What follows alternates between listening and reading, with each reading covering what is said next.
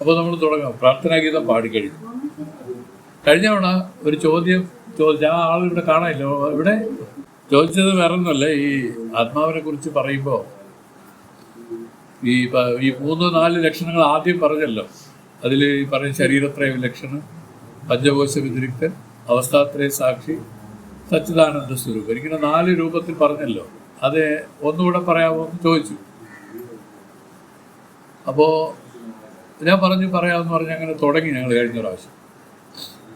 അതിൽ പഞ്ചകോശ വ്യതിരിക്തന് പറയാൻ തുടങ്ങിയിരുന്നു. അങ്ങനെ പഞ്ചകോശ വ്യതിരിക്തനെ പറയുമ്പോൾ നമുക്ക് എത്ര കോശങ്ങളാണെന്ന് പറഞ്ഞു? 5 കോശങ്ങളാണ്. അത് ഏതെല്ലാമാണ്? അന്നമയ കോശം, പ്രാണമയ കോശം, മനോമയ കോശം, വിജ്ഞാനമയ കോശം, ആനന്ദമയ കോശം. ഈ 5 കോശങ്ങളാണ്. കോശങ്ങളെന്ന് പറയാൻ കാരണം എന്താണെന്ന് അറിയാം? ഈ കോശങ്ങൾക്ക് അന്തര്യാമിയായിട്ടാണ് ഈ ആത്മാവ് ഇരിക്കുന്നത്. ഇത് ആക്ച്വലി ഇതൊരു പഠിപ്പിക്കാൻ വേണ്ടി പറയുന്നതാണ്, അങ്ങനെയൊന്നും അല്ല. പക്ഷെ ഇങ്ങനെയാണ് അതിൻ്റെ ഒരു സ്വഭാവം നമുക്ക് ഇരിക്കുന്നത്. എന്ന് പറഞ്ഞാൽ ഒരു വാളിനെ 5 ഉറ കൊണ്ട് മറക്കുകയാണ്. ഒരു ഉറയിനകത്തിട്ട് പിന്നെ ഒരു ഉറയ്ക്കകത്തിട്ട് അങ്ങനെ 5 ഉറ കൊണ്ട് വാള് മറഞ്ഞിരിക്കുന്നത് പോലെ ഈ 5 കോശങ്ങളാൽ മറയ്ക്കപ്പെട്ടതാണ് ആത്മാവ് ഇരിക്കണതെന്നാണ്. അപ്പോൾ അതിന് എന്ത് ചെയ്യണം? ഈ കോശങ്ങളെ ഓരോന്നായിട്ട് മാറ്റണം. ഇതിൽ ഏറ്റവും ബാഹ്യ ഉറയാണ് അന്നമയ കോശം. അതാണ് നമ്മുടെ ഈ സ്ഥൂല ശരീരം. ഈ സ്ഥൂല ശരീരത്തിനെയാണ് അന്നമയ കോശം എന്ന് പറയുന്നത്. ഈ അന്നമയ കോശത്തെ എങ്ങനെയാണ് മാറ്റണത് എന്നുള്ളതാണ് അടുത്തത്. വിവേകം കൊണ്ടാണ് മാറ്റണത്. ആ വിവേകത്തെ ഗുരുശാസ്ത്രങ്ങൾ ഉപദേശിക്കും. ഇത് അന്നം കൊണ്ടാണ് ഉണ്ടാവുന്നത്, ഇത് അന്നമില്ലെങ്കിൽ നശിച്ചു പോകും, ഇങ്ങനെ തുടങ്ങി ഈ അന്നത്തിൽ നിന്നാണ് ഇത് ഉണ്ടായത് എന്നൊക്കെ ഇത് പറഞ്ഞു കൊടുത്ത് ആ വിവേകം കൊണ്ട് ഇതിനെ നമ്മൾ കാണും. അപ്പോഴെന്ത് സംഭവിച്ചു? അതിൻ്റെ വിവേകമായി. വേറെ ഒത്തി പറഞ്ഞാൽ അന്നമയ കോശം താണ്ടിയെന്നാണ്. ഇപ്പോൾ ചേച്ചി ചോദിച്ച ചോദ്യത്തിൻ്റെ ഉത്തരമാണ് പറയണം. പഞ്ചകോശ 5 കോശങ്ങളാണ്. 5 കോശങ്ങൾക്കുള്ളിലായിട്ട് ഈ ആത്മാവ് ഇരിക്കുന്നു എന്ന് പറയുന്ന ഒരു രൂപത്തിൽ ഈ കോശങ്ങളെല്ലാം നമ്മൾ അറിഞ്ഞാൽ മതി. അതിൽ ഈ അന്നമയ കോശം എന്ന് പറയുന്നത് ശുക്ലശോണിതങ്ങളായ അന്നങ്ങളെ കൊണ്ടാണ് ഇത് ഉണ്ടാവുന്നത്. അതാണ് ഇതിൻ്റെ ഇതിൽ നിന്നാണ് ഇത് പുറപ്പെടുന്നത്. ഇതാണ് അന്നമയ കോശം. അങ്ങനെ എന്തെങ്കിലും കൊണ്ട് ഉണ്ടായി നശിക്കുന്നതൊന്നും ആത്മാവല്ല. ആത്മാവിൻ്റെ നിർവചനം തന്നെ എന്താണ്? ഒന്നിനാലും ഇതിന് നാശമില്ല. ഇത് ഉണ്ടാവുന്നതല്ല. ഇത് എങ്ങനെ തന്നെ അത് എങ്ങനെയോ അങ്ങനെ ഇരിക്കുകയാണത്. അതിനെപ്പറ്റി ആർക്കും പറയാൻ സാധ്യമല്ല. പക്ഷെ ഇതാണ് വേദം നമുക്ക് പറഞ്ഞു തരുന്നത്. ആത്മാവിനെ സംബന്ധിച്ച് പറഞ്ഞാൽ അതാ അനാദിയാണ്. ആദിമധ്യാന്തരഹിതമാണ് ഈ ആത്മാ. ആദിയില്ല, അന്തമില്ല, മദ്യമില്ല, അന്തമില്ല. ഇങ്ങനെ ഇരിക്കുന്ന ഈ ആത്മാവ് ഇതിൽ ഈ കോശങ്ങള് പറഞ്ഞെന്തിനാണ്? ഈ പഞ്ചകോശ വ്യതിരിക്തനാണ് ആത്മാവെന്ന് പറയാൻ വേണ്ടി ഈ കോശങ്ങൾ ഓരോന്നോരോന്നായിട്ട് എടുത്ത് പറയുക. അതിലിവിടെ പറഞ്ഞിരിക്കുന്നത്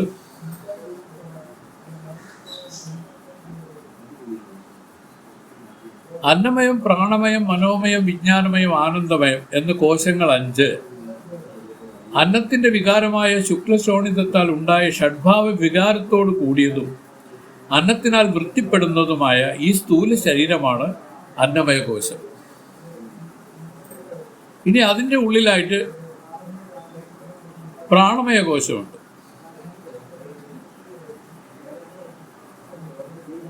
കർമ്മേന്ദ്രിയങ്ങളോട് കൂടിയ പ്രാണമയ കോശം. കർമ്മേന്ദ്രിയങ്ങൾ എന്ന് പറയുന്നത് വാക്, പാണി, പാദം, പായു, ഉപസ്ഥം. ഇതാണ് കർമ്മേന്ദ്രിയങ്ങൾ. വാക്, പാണി, പാദം, പായു, ഉപസ്ഥം. ഇതാണ് ഈ 5 കർമ്മേന്ദ്രിയങ്ങളാണ്. ഈ കർമ്മേന്ദ്രിയങ്ങളോട് ചേർന്ന് പ്രാണനെയാണ് പറയുന്നത് പ്രാണമയ കോശം എന്ന് പറയുന്നത്. അതിൻ്റെ ഉള്ളിലായിട്ട് മനോമയ കോശം. മനോമയ കോശം എന്ന് പറയുന്നത് ജ്ഞാനേന്ദ്രിയങ്ങൾ 5, കണ്ണ്, മൂക്ക് തുടങ്ങിയ ജ്ഞാനേന്ദ്രിയങ്ങൾ 5 പിന്നെ എന്തിനാണ് മനസ്സും കൂടെ ചേർന്നതാണ് മനോമയ കോശം. കാരണം ജ്ഞാനേന്ദ്രിയങ്ങൾ 5 മനസ്സും കൂടി ചേർന്നത് മനോമയ കോശം. ജ്ഞാനേന്ദ്രിയ പഞ്ചകവും ബുദ്ധിയും കൂടെ ചേർന്നതാണ് വിജ്ഞാനമയ കോശം. വിജ്ഞാനമയ കോശം. ആനന്ദമയ കോശം എന്ന് പറയുന്നത് പ്രിയമോദ പ്രമോദ രൂപമായിട്ടിരിക്കുന്നതിനെയാണ് ആനന്ദമയ കോശം എന്ന് പറയുന്നത്. പ്രിയം, മോദം, പ്രമോദം. ഇഷ്ടം തന്നെ 3 ഗ്രേഡിൽ പറഞ്ഞതാണ്. ഇഷ്ടം 3 രൂപത്തിലിരിക്കും. അതിവിടെ സ്വാമി ഇവിടെ പറയുന്നുണ്ട്. ഇഷ്ടമായ വസ്തുക്കളെ കാണുമ്പോൾ ഉണ്ടാകുന്ന സന്തോഷമാണ് പ്രിയം.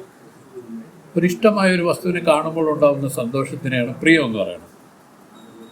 ആ വസ്തു കിട്ടിയതിനാൽ ഉണ്ടായ സന്തോഷമാണ് മോദം.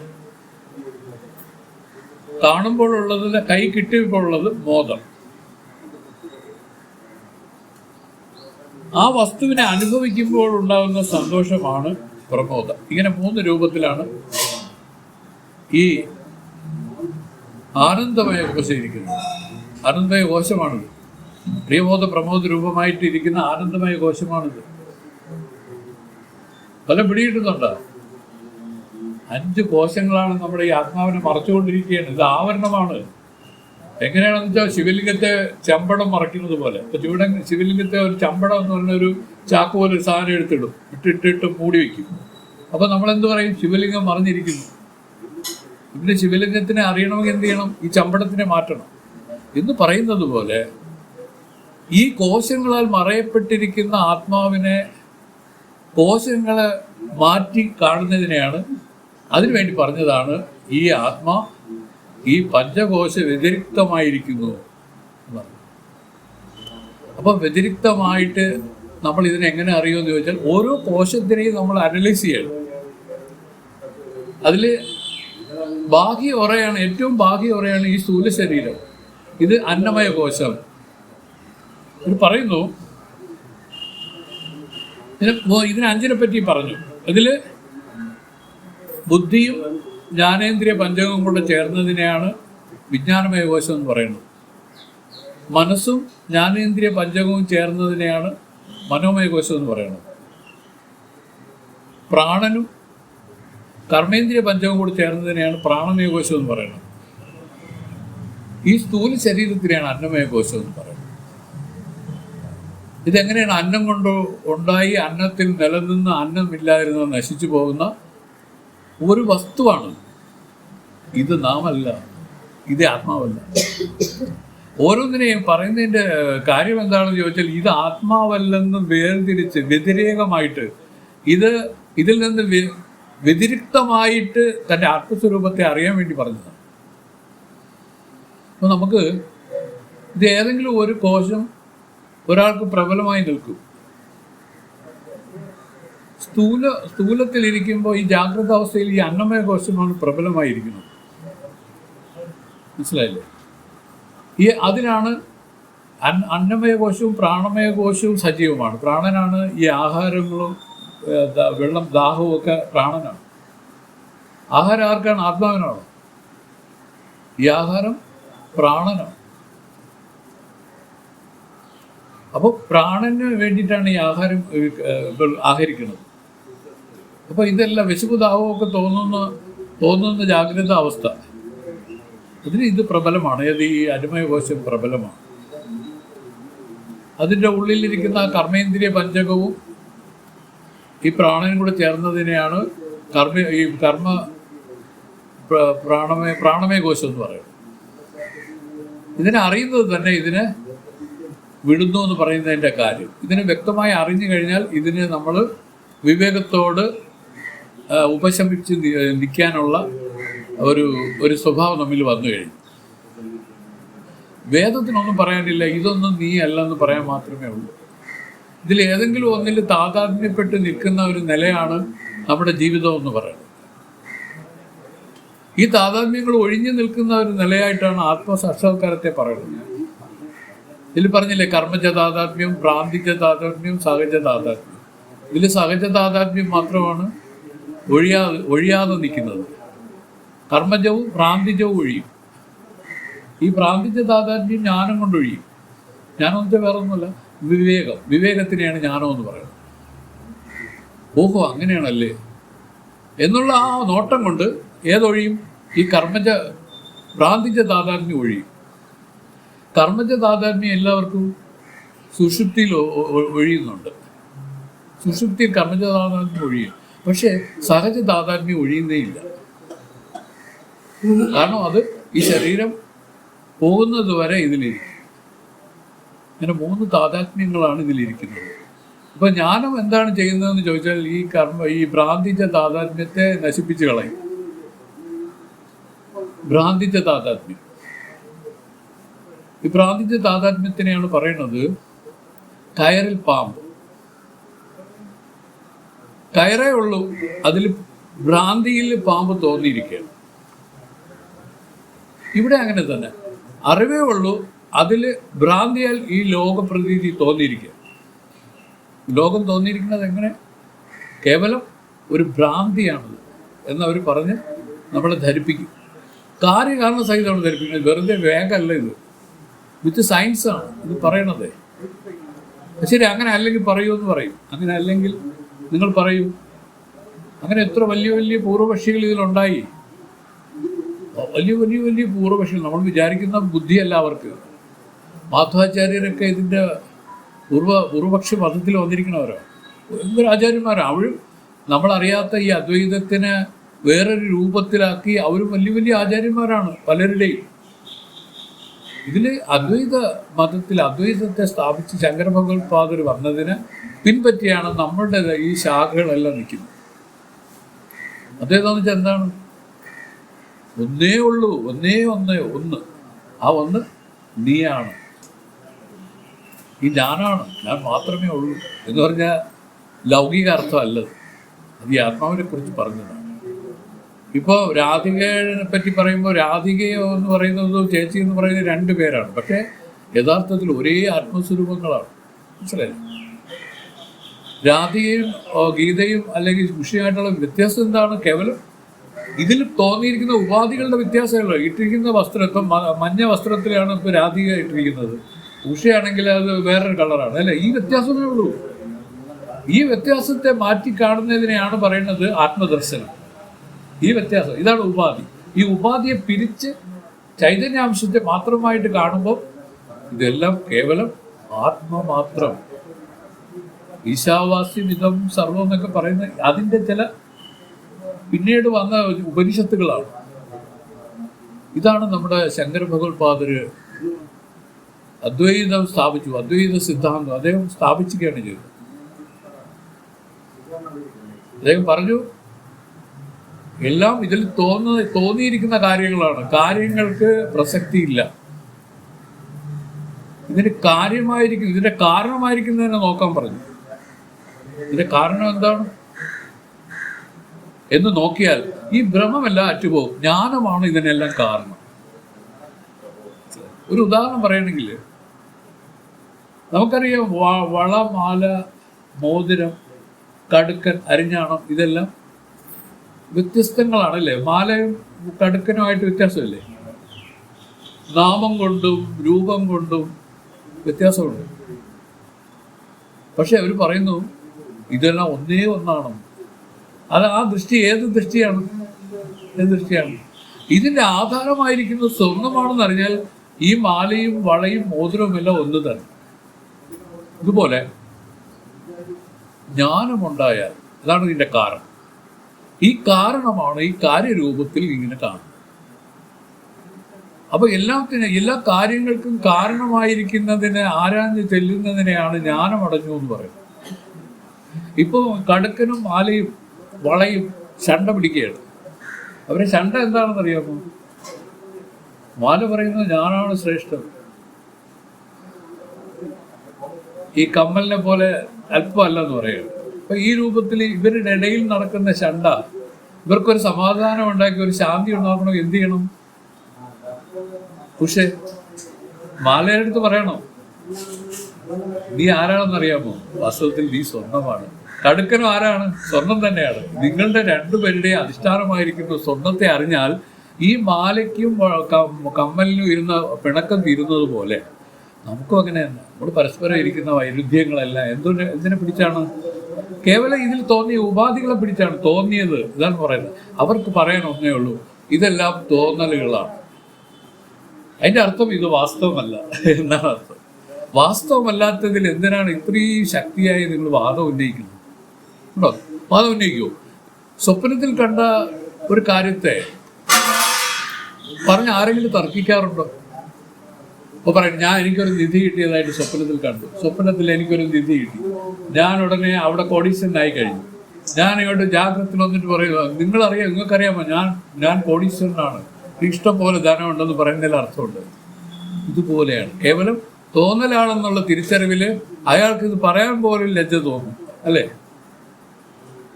നമുക്കും തോന്നണം. ഇതെല്ലാം വേദം പറഞ്ഞിരിക്കുന്നു, ശ്രുതി പറഞ്ഞിരിക്കുന്നു. ഇതെല്ലാം ഈ അറിവിൽ വെറുതെ തോന്നിയിരിക്കുന്നതാണ്. ഇതാണ് ഭ്രാന്തി എന്ന് പറയും. ഇതിൻ്റെ പേരാണ് ഭ്രാന്തി. ഈ ഭ്രാന്തി ജ്ഞാനത്തെ ഇല്ലാതാക്കുന്നത് ആരാണ്? ജ്ഞാനം. അതുകൊണ്ടാണ് പറഞ്ഞത് എല്ലാത്തിനും കാരണമായിരിക്കുന്നത് ജ്ഞാനമാണ്. അതിൻ്റെ കാര്യമായിരിക്കുന്നത് സ്വർണത്തിൽ കടുക്കൻ, മോതിരം, വളാക്കി, കമ്മൽ എന്ന് പറയുന്നത് പോലെ നാലോവായിരിക്കുന്ന ഈ ലോകമാണ് ഈ ജ്ഞാനത്തിൻ്റെ കാര്യമായിരിക്കുന്നത്. ഈ കാര്യത്തെ നോക്കി അത് കാരണത്തിൽ ഒടുക്കി കാണുന്നതിനെയാണ് നമ്മൾ പറയുന്നത് ബ്രഹ്മാഭ്യാസം. കാര്യത്തിന് കാരണത്തിൽ ഒടുക്കണം. കാരണം ഏതാണ്? ജ്ഞാനം എന്ന് പറഞ്ഞാൽ എന്താണ്? ആത്മാവിൻ്റെ ഒരു പര്യായ ശബ്ദമാണ്. ജ്ഞാനം എന്ന് പറഞ്ഞാൽ ആത്മാ എന്ന് പറയുന്നതിന് പകരം ജ്ഞാനസ്വരൂപം, ജ്ഞാനരൂപം, ഇത് ആത്മാവിനെ കുറിക്കുന്നതാണ്. നോക്കണം, ഇതിലൊക്കെ നോക്കിക്കഴിഞ്ഞാൽ സർവ്വതും ആ ഗോ ശബ്ദം എവിടെ വരുന്നു വിചാരിച്ചോണ്ട് ജ്ഞാനത്തെ പറയാൻ പോവുകയാണ്. ഭഗവാൻ കൃഷ്ണന് ഗോവിന്ദൻ എന്നൊരു പേര് വന്നു. ജ്ഞാനിയാണെന്ന് പറയുകയാണ്. ഗോ എന്ന് പറഞ്ഞാൽ ജ്ഞാനത്തിനാണ് പ്രസക്തി. ആ ജ്ഞാനം എന്താണ്? പക്ഷേ നമ്മുടെ എല്ലാം നിജസ്വരൂപമായിട്ടിരിക്കുന്നു. നമ്മളത് അറിയുന്നില്ല എന്ന രൂപത്തിൽ അജ്ഞാനികളായിട്ടിരിക്കുന്നു എന്ന് മാത്രമേ ഉള്ളൂ. അറിയുന്നില്ലെങ്കിൽ അജ്ഞാനം. ഇത് അറിഞ്ഞവരാണ് നമ്മുടെ ജ്ഞാനികളായിരിക്കുന്ന മഹാഗുരുക്കന്മാരെല്ലാം. ഇതിനെ അറിഞ്ഞാലുണ്ടല്ലോ എന്താണ് ഗുണം? ഏതൊന്നിനെ അറിഞ്ഞാൽ എല്ലാം അറിഞ്ഞതായി വരുമോ? ഏതൊന്ന് ലഭിച്ചാൽ എല്ലാം കിട്ടിയതായി ഉള്ള ഒരു അനുഭവം വരുമോ? അതാണ് ഞാൻ. അതുകൊണ്ടാണ് പറഞ്ഞത്, നമുക്ക് വരുന്ന എല്ലാ അസ്വസ്ഥതകളും എന്തുകൊണ്ട് വരുന്നു? ജ്ഞാനമില്ലാത്തതുകൊണ്ടാണ്. നമുക്ക് വരുന്ന അസ്വസ്ഥതകൾ നമ്മൾ കരുതുന്നത് എന്താണ്? പണമില്ലാത്തതുകൊണ്ടാണ്, ആരോഗ്യമില്ലാത്തതുകൊണ്ടാണ്, വേണ്ടത്ര ബന്ധുഫലമില്ലാത്തതുകൊണ്ടാണ്, നല്ല ഫ്രണ്ട്സ് ഇല്ലാത്തതുകൊണ്ടാണ്, നല്ല സഖാക്കളില്ലാത്തതുകൊണ്ടാണ്, ഇങ്ങനെ രാഷ്ട്രീയം നല്ലതാവാത്തതുകൊണ്ടാണ്. ഇങ്ങനെ നമ്മൾ ആരോപിക്കുകയാണ് ചെയ്യുന്നത്. വാസ്തവത്തിൽ അതാണോ കാരണം? ഭക്തர்கள் പറയുന്നു അതല്ല കാരണം, ജ്ഞാനമില്ലാത്തതാണ് കാരണം. ജ്ഞാനം എന്ന് വെച്ചാൽ എന്താണ്? നിന്റെ യഥാർത്ഥ സ്വരൂപത്തെ നിനക്ക് അറിയാൻ സാധിക്കാത്തതുകൊണ്ടാണ് ഈ അനർത്ഥങ്ങളെല്ലാം സംഭവിച്ചിരിക്കുന്നത്. എന്തുകൊണ്ടാണ് മാലയ്ക്കും വളയ്ക്കും മോതിരത്തിനും തമ്മിൽ ഇത്രയും ശണ്ട ഉണ്ടാവാൻ കാരണം? അതിന് കാരണമായിരിക്കുന്ന സ്വർണത്തെ അറിയാത്തതുകൊണ്ട്. മനസ്സിലായോ? ഇത് നിങ്ങൾ മനസ്സിലാക്കാൻ വേണ്ടി ഇങ്ങനെ പറയണമെന്നേ ഉള്ളൂ. അപ്പൊ ഇതാണ് നമുക്ക് ഇവിടെ എന്താണ് പറഞ്ഞത്? ഈ ഭ്രാന്തി മാറ്റി അറിയുന്നതാണ് ഞാൻ. ഭ്രാന്തിയെ മാറ്റാൻ വേറെ എന്തെങ്കിലും ചെയ്യണോ? ഗുരുക്കന്മാർ അസന്നിഗ്ധമായി പറഞ്ഞു, ഇതെല്ലാം കേവലം ഈ അറിവിൽ തോന്നൽ മിന്നായം പോലെ തോന്നുകയും വരികയും പോവുകയും ചെയ്തുകൊണ്ടിരിക്കുകയാണ്. ഇത് ശാശ്വതമല്ല. ഏതെങ്കിലും ഒന്ന് ശാശ്വതമാണോ രാധികയെ? ഒന്നും ശാശ്വതമല്ല. ഈ അശാശ്വതമായിരിക്കുന്ന ഈ വസ്തുക്കളിൽ ഈ സത്യബുദ്ധി എങ്ങനെ നിനക്കുണ്ടായി എന്ന് ചോദിച്ചിട്ട് അവർ പറഞ്ഞു, കേവലം വിവേകമില്ലാത്തതുകൊണ്ട്, വിചാരമില്ലാത്തതുകൊണ്ട്. അതുകൊണ്ട് ആ വിവേകത്തെ, ആ വിചാരത്തെ ഈ ഗുരുവേദാന്ത ശാസ്ത്രങ്ങൾ നമുക്ക് ഉണ്ടാക്കി തരും. വിചാരമറ്റതിനാലേ കൈവല്യമൊക്കെ എന്താ രസമായിട്ട് ഇതിനെ കൈകാര്യം ചെയ്തിരിക്കുന്നത്. അതിൻ്റെയൊക്കെ എയ്ഡ് വെച്ചുകൊണ്ടാണ് എനിക്ക് സംസാരിക്കാൻ പറ്റുന്നത്. ഓരോന്നിൻ്റെയും മഹത്തുക്കൾ പറഞ്ഞു വച്ചിരിക്കുന്ന കാര്യങ്ങൾ ശാസ്ത്രഗ്രാഹ്യം നല്ലതുപോലെ ഉണ്ടെങ്കിൽ പലതും അറിയാൻ സാധിക്കും. അതുകൊണ്ട് വെറുതെ ശുഷ്കമാവാതെ നല്ല ശാസ്ത്രങ്ങളൊക്കെ നല്ലതുപോലെ വായിക്കുകയും പഠിക്കുകയും ഒക്കെ വേണം. ഒരുപാട് കാര്യങ്ങളുണ്ട്. ചിലർക്ക് ഗീത അറിയാം, കുറച്ച് കാര്യങ്ങൾ അറിയാം, അതുപോലെ പല തരത്തിലുള്ള ശാസ്ത്രങ്ങളുണ്ട്. പ്രത്യേകിച്ച് ഞാൻ പറയാം തമിഴ് ഗ്രന്ഥങ്ങൾ അത്ര സ്പഷ്ടമായിട്ട് അതിനെ കൈകാര്യം ചെയ്തിരിക്കുന്നത് പിന്നെ ഇത് പറയാൻ കാരണം വേറൊന്നുമല്ല, ഇത് ശ്രേഷ്ഠമെന്ന് പറയാൻ മറ്റത് ഇടിച്ചു പറയല്ല, പക്ഷെ സരളമായിട്ട് ഇതിനെ കൈകാര്യം ചെയ്തിരിക്കുകയാണ് ആര് തമിഴ് പിന്നെ ജ്ഞാനികൾ പലരും. താണ്ടവരെ സ്വാമിക്ക് അതിലേക്ക് അവരുടെ ഉദാഹരണങ്ങളാണ്, അവരുടെ ഉദാഹരണങ്ങൾ. അപ്പം ഇതുകൊണ്ട് ശാസ്ത്രങ്ങളെല്ലാം നല്ലതുപോലെ മനസ്സിലാക്കി നമുക്ക് എന്താണ് വേണ്ടത്, ജീവിതത്തിൽ എന്താണ് വേണ്ടത്. നമുക്ക് ഇപ്പോഴും ആവശ്യം ഭക്ഷണം വേണം, ഉറങ്ങാനും നല്ല സുഖമായി ഉറങ്ങാനൊക്കെയുള്ള ഒരു സിറ്റുവേഷൻ, അതാണ് ഒരു നല്ല വീട്, പിന്നെ കുട്ടികൾ, സന്താനങ്ങൾ, ഇതൊക്കെ നമുക്ക് വേണം. ഇതുകൊണ്ട് മാത്രം ഒരാൾക്ക് എന്തെങ്കിലും ജീവിത സാഫല്യം ഉണ്ടാവും? ഇല്ല, ഒരിക്കലും ഉണ്ടാവുന്നില്ല. അതുകൊണ്ടാണല്ലോ ഇവിടെ എത്ര ജന്മങ്ങളായി വന്നുകൊണ്ടിരിക്കുന്നു. കഴിഞ്ഞ ജന്മത്തിൽ എത്ര കുട്ടികളുണ്ടായിരുന്നു, കഴിഞ്ഞ ജന്മത്തിൽ എത്ര ബാങ്ക് ബാലൻസ് ഉണ്ടായിരുന്നു, നമുക്കറിഞ്ഞൂടാ. ഇതെല്ലാം ആ ജന്മം തീരുന്നതോടുകൂടി എന്തോ പറയും, അവസാനിച്ചു. ഇനി അതിനെപ്പറ്റി യാതൊരു സ്മരണ പോലുമില്ല. കേവലം ഒരു സ്മരണയ്ക്ക് പോലും വിധേയമാകാത്ത ഈ കാര്യങ്ങളിൽ ബുദ്ധിയുള്ളവർ പ്രവർത്തിക്കുമോ എന്നാണ് അവർ ചോദിക്കുന്നത്, നമ്മളോട് ചോദിക്കുന്നത്. സ്മരണയിൽ പോലും വരാൻ പറ്റാത്ത ഈ പറയുന്ന കാര്യങ്ങളിൽ ഇത്രയും ശക്തിയോടുകൂടി നിങ്ങൾ പ്രവർത്തിക്കുന്നത് എന്തിനാണ്? വിട്ടുകളയൂ എന്ന അടിയിലൂടെ അവർ പതുക്കെ പറയും. കാര്യം വേറൊന്നുമല്ല, അത്ര എളുപ്പമല്ല, വിടാൻ എളുപ്പമല്ല. പക്ഷേ വിടണ്ട, കാര്യങ്ങൾ ധരിക്കാമല്ലോ. അപ്പം ഇങ്ങനെയൊക്കെയാണ് കാര്യങ്ങളെന്ന് ധരിച്ചാൽ പോലും ഇത് വിട്ട രൂപത്തിൽ തന്നെയാണ്. കാരണം നമ്മുടെ മനസ്സ് അസ്വസ്ഥമാകുന്നു, നമ്മൾ മനസ്സിൽ രാഗദ്വേഷ മതമത്സരങ്ങൾ ഉണ്ടാകുന്നു. എന്തുകൊണ്ടാണ് പറയില്ലേ, രാജാവിന് സ്വപ്നത്തിൽ പിച്ചക്കാരനായിട്ട് നടന്ന കാര്യം പകല് അദ്ദേഹം സംസാരിച്ചാലും അദ്ദേഹത്തിന് അത് സംബന്ധിച്ച് രാഗദ്വേഷം ഉണ്ടാവുന്നില്ല. അദ്ദേഹത്തിന് ഒരു നിധി കിട്ടി, ആ നിധി കൊണ്ടുവരുന്ന വഴിക്ക് വേറൊരാൾ പിടിച്ചു വാങ്ങിച്ച് റോഡിൽ കളഞ്ഞു. അയാൾക്ക് എന്തെങ്കിലും പിന്നെ രാഗദ്വേഷം മനസ്സിൽ എന്തെങ്കിലും സങ്കടത്തിൽ ഉണ്ടാവുന്നില്ല. കാരണം അയാൾക്കറിയാം ഒന്നും സത്യമല്ല, ഇതൊക്കെ വെറും തോന്നലായിരുന്നു എന്നറിഞ്ഞ രാജാവ് എങ്ങനെ ഇരിക്കുന്നു അതുപോലെ നമ്മൾ ജാഗ്രതയിൽ പെരുമാറിയാൽ ഈ ജ്ഞാനം പതുക്കെ ജ്ഞാനം വലിക്കാത്തതിൻ്റെ കാരണം എന്താണ്? മനസ്സ് വികാരപ്പെടുന്നതുകൊണ്ടാണ്.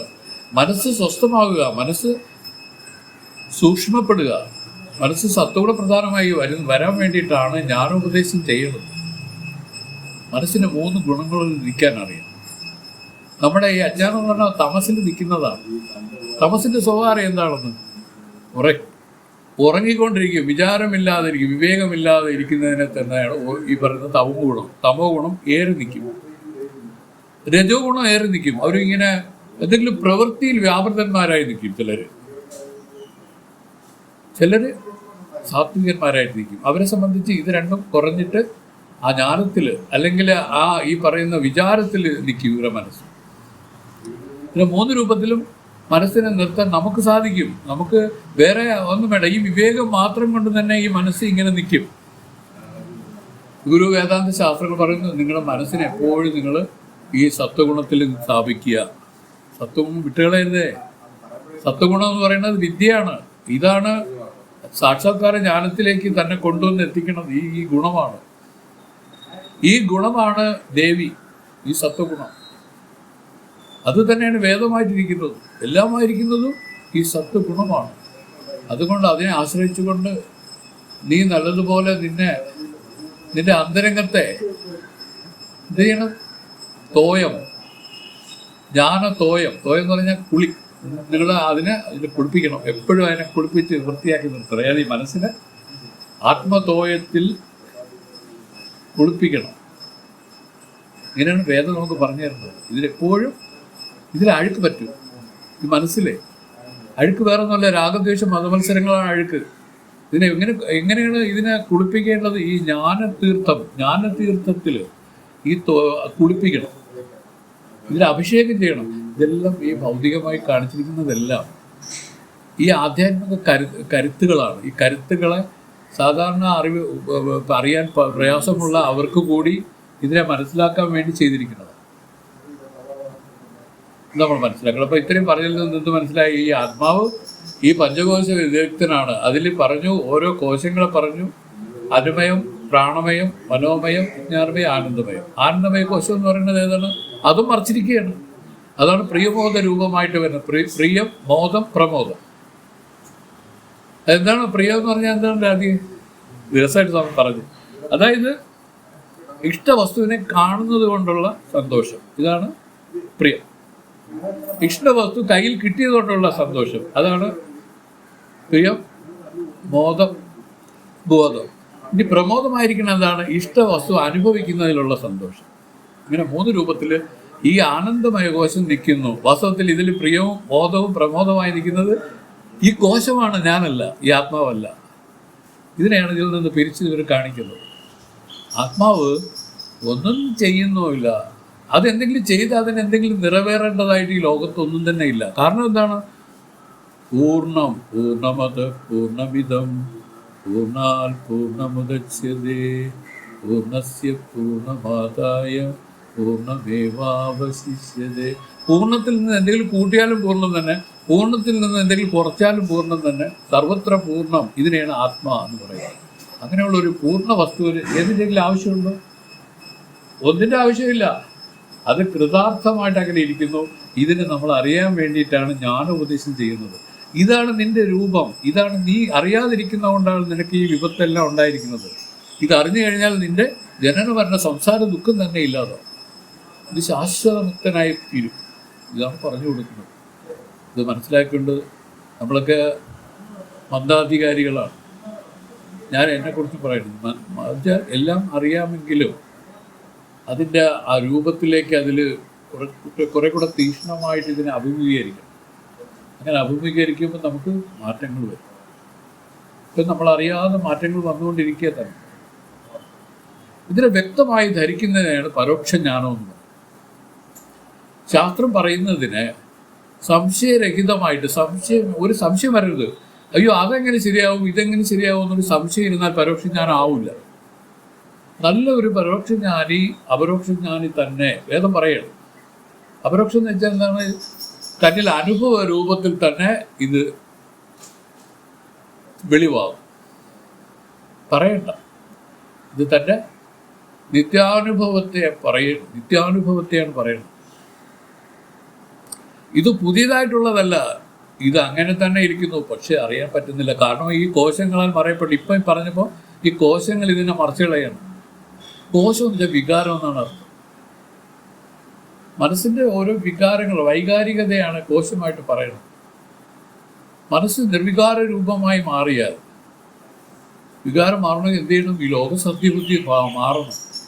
അതുകൊണ്ട് ആദ്യം അവർ ഉപദേശിച്ച ലോകമെല്ലാം ഒരു പ്രതീതി മാത്രമാണ്. ഇത് വാസ്തവമല്ല. ഈ പ്രതീതി നിന്നിൽ തോന്നിയതാണ്. സ്വർണത്തിൽ തോന്നിയതാണ് മാലയും വളയും മോതിരവും. ഇതുപോലെ അതെല്ലാം കാര്യങ്ങളാണ്. കാരണത്തിൽ ഇതില്ല. കാരണത്തിൽ അദ്വൈതമാണ്. കാരണം എപ്പോഴും അദ്വൈതമാണ്, അല്ലേ? നമ്മൾ അദ്വൈത സ്വരൂപങ്ങളാണ്. നമ്മൾ നാമം കൊണ്ടും രൂപം കൊണ്ടും വ്യത്യസ്തപ്പെട്ടിരിക്കുകയാണ് എന്ന് കരുതി നമ്മളൊന്നും ആത്മാവല്ലാത്ത വേറെ ആരുമല്ല. കേവലം ആത്മസ്വരൂപങ്ങളാണ്. ഒന്നേ ഒന്നാണ് എന്ന് വേദം നമുക്ക് പറഞ്ഞ് മനസ്സിലാക്കി തന്നെ. അതാണ് പഞ്ചകോശ വ്യതിരിക്തനെന്ന് സ്ഥാപിച്ചത്. ഇതിനെ എടുത്തു കളയാനൊക്കില്ല. കാരണം ഇതെല്ലാം വാസ്തവത്തിൽ തോന്നലുകളാണ്. ഇതും എല്ലാം കേവലം ആത്മാ മാത്രം സത്യം, ബാക്കിയെല്ലാം ഇതിൽ തോന്നലുകളായിട്ടിരിക്കുകയാണ്. ഇനി തോന്നലുകളെ മാറ്റാൻ തോന്നലുകളെ കൊണ്ട് തന്നെ ചെയ്യണം. മനസ്സിലായില്ലേ? അവർ പറയുന്നു ഇരുമ്പിനെ ഇരുമ്പ് കൊണ്ടാണ് എടുക്കാറുള്ളത്, മുള്ളിനെ മുള്ളുകൊണ്ട് എടുക്കണം. അതുപോലെ ഈ അജ്ഞാനത്തിന് അജ്ഞാനം കൊണ്ട് തന്നെയാണ് എടുക്കുന്നത്. നമ്മൾ ജ്ഞാനം കൊണ്ടെന്ന് പറഞ്ഞാൽ അജ്ഞാനത്തിന് അജ്ഞാനം കൊണ്ട് തന്നെയാണ് എടുക്കുന്നത്.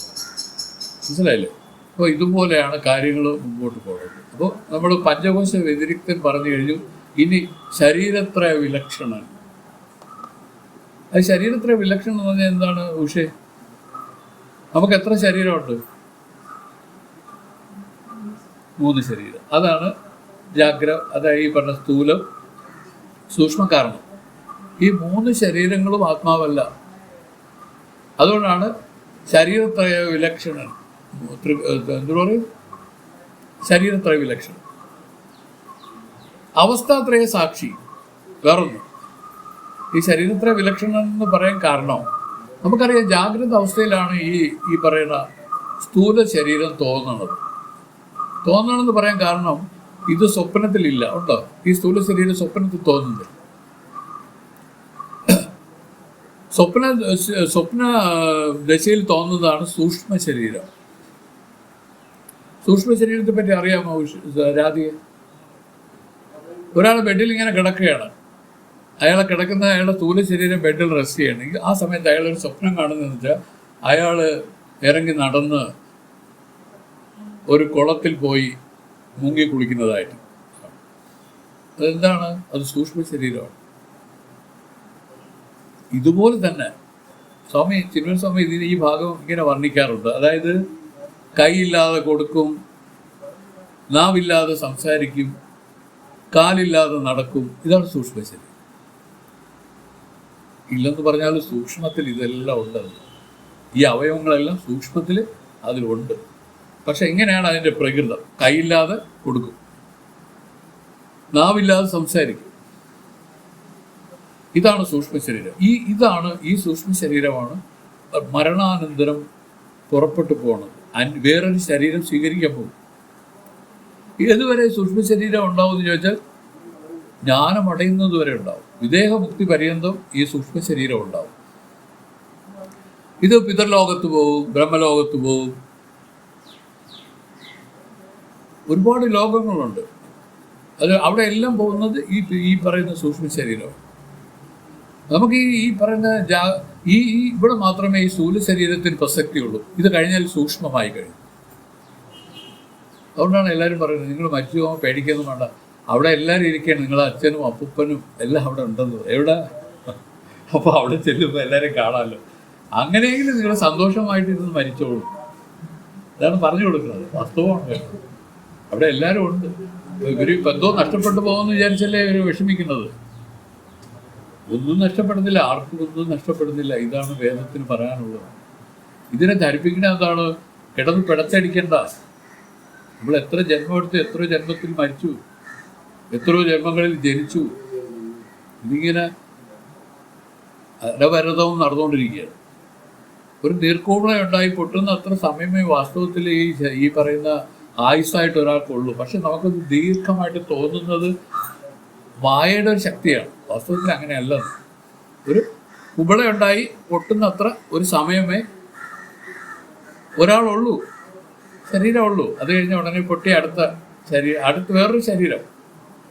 ഇങ്ങനെ ജനിച്ചും മരിച്ചും ജനിച്ചും മരിച്ചും നീർപ്പോള പോലെയുള്ളൊരു ദേഹത്തിൽ എന്നൊക്കെ പറഞ്ഞ് നമ്മുടെ സാധാരണ ഭക്തന്മാർ പാടും. പൂന്താനം പാടിയിരിക്കുകയാണ്. ഇങ്ങനെയാണ് അത് മനസ്സിലാക്കിക്കൊണ്ട് ജീവിതത്തിൻ്റെ ആ ഒരു എന്താ പറയും, ഒരു സീരിയസ്നെസ്, ഇതാണ് പറയുന്നത്, സീരിയസ്നെസ് നമ്മൾ മനസ്സിലാക്കിക്കൊള്ളു. കാരണം നമുക്ക് എന്തെല്ലാം തന്നു ഭഗവാൻ, എന്തെല്ലാം തന്നു? നല്ലൊരു ശരീരം തന്നു. ശരീരം സ്വരൂപം തഥാവക്കളത്രം യശച്ചാരു ചിത്രം ധരം വേരു തുല്യം മനസ്സേന ലഗ്നം ഗുരോരംഘ്രി പത്മേ തതയ്ക്കും തതയ്ക്കും തതയ്ക്കും തതയ്ക്കും. എന്താണ് അർത്ഥം?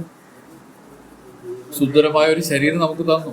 എന്നുവെച്ചാൽ വൈകല്യങ്ങളില്ല, കൈ, കാല്, കണ്ണ്, മൂക്ക് ഒന്നും ഇല്ലാതില്ല, എല്ലാം ഉണ്ട്, പെർഫെക്റ്റായിട്ട് എല്ലാം ഉണ്ടല്ലോ.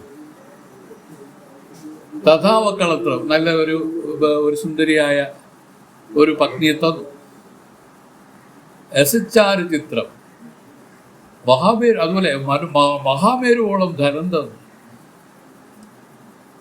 എല്ലാം തന്നു. എല്ലാം തന്നിട്ട്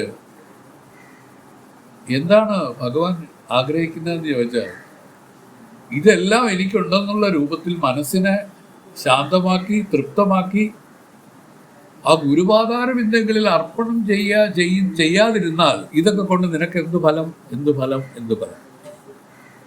എൻ്റെ ഒരു ഇതിൽ കാണാം കേട്ടോ, കണ്ടോ, ഇതിൽ ചെയ്തു വെച്ചിട്ടുണ്ട്.